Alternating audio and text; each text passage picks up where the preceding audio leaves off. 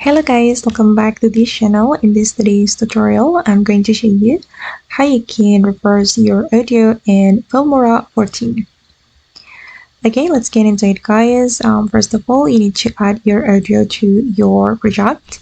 And here as you can see, I have edited my audio. And if we want to reverse this audio, we can click on the audio like this. And we're going to go to the speed menu and select the uniform speed. And if you want to reverse your audio, you can activate the reverse speed like this. But before it, I'm going to show you the original audio.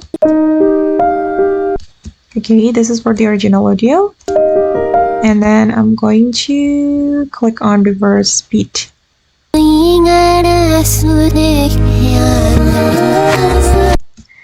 Okay, that's easy, right? Okay guys, and that's all the way to reverse audio in Filmora 14.